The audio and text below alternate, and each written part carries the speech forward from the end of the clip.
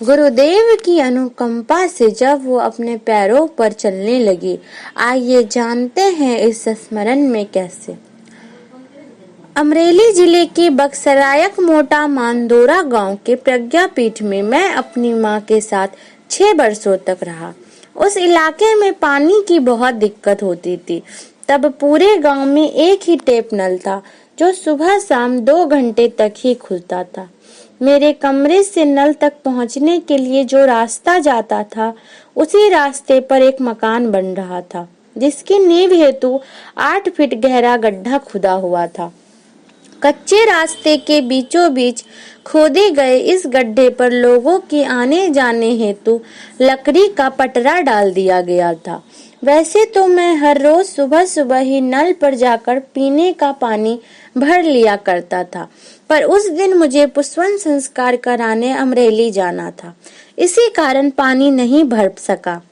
मेरी माँ 90 साल की थी, इसीलिए मैंने उन्हें पानी भरने से मना किया और कहा कि शाम को आकर पानी भर लूंगा। मेरे सामने तो उन्होंने हाँ कर दी, किंतु मेरे जाने के बाद ममता की मारी वे सोचने लगी कि बेटा थक हार कर शाम को आएगा, फिर उसे पानी लाने जाना पड़ेगा। इससे तो अच्छा है कि मैं ही धीरे धीरे पानी ले आती हूँ। यह सोचकर वे पानी लेने चल पड़ी और विधाता को जो मंजूर था वही हुआ। जब वो लकड़ी के पटरे पर पैर रखकर नींव के गड्ढे के ऊपर से गुजर रही थी, लकड़ी डगमग हुई, पैर फिसला और वे सीधे 8 फीट गहरे गड्ढे में जा गिरी।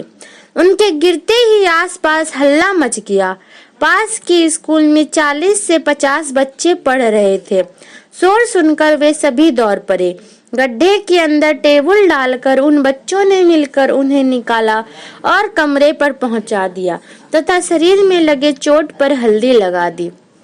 शाम को मैं वापस लौटा तो बस से उतरते ही लोगों ने मुझे बताना शुरू किया कि सुबह पानी भरते हुए आपकी माँ गड्ढे में गिर पड़ी है और उन्हें काफी चोट आई है।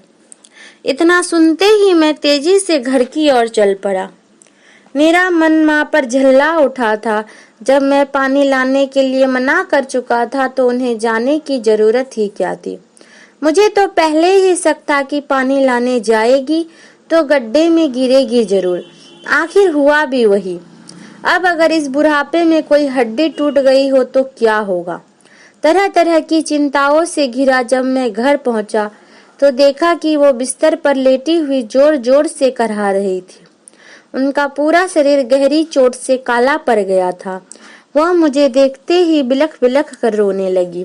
उनका ये हाल मुझसे देखा नहीं जा रहा था। मैंने गुरुदेव से प्रार्थना की, गुरुदेव इस मुसीबत से उबरना हमारे बस की बात नहीं है। इस उम्र में अगर मेरी माँ चलने फिरने के काबिल नहीं रही तो मैं क्या करूँगा। अब तो आप ही हमें इस मुसीबत से उबार सकते हैं। चिंताओं में डूबा हुआ मैं बाहर निकला और गांव के वैद्य को साथ लेकर वापस आया। माँ की हालत देखकर वे सशंकित भाव से सिर हिलाने लगे। उस समय माँ की स्थिति इतनी नाजुक थी कि वो अपने हाथ पैर की उंगलियां भी नहीं चला पाती थी। उन्होंने कुछ दवाइयां दी और जाते हुए कहा, पूज्य गुरुदेव पर भरोसा रखिए, उन्होंने चाहा तो सब ठीक हो जाएगा। गुरुजी का ध्यान करके मैं सो गया। प्रातः उठा तो देखता हूँ कि माँ के कमरे की बत्ती जली हुई है। सोचा माँ तो उठ नहीं सकती, फिर लाइट किसने जलाई। जिज्ञासावश माँ के कमरे में गया तो देखा कि माँ का बिस्तर खाली है। मैं चक्कर में पड़ गया। वो तो हाथ पैर भी नहीं हिला सकती थी।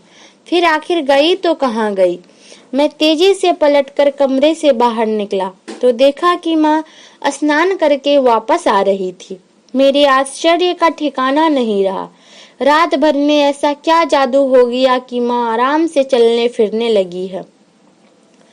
मुझे आश्चर्यचकित देखकर माँ ने मुस्कुराते हुए कहा, बेटा रात को गुरुदेव आए थे। वे बोले उठ खड़ी हो जा, तुझे कुछ भी नहीं हुआ है। उनकी बातों में मैंने न जाने कैसा जादू देखा और सुना कि मैं एक ही झटके में उठकर खड़ी हो गई।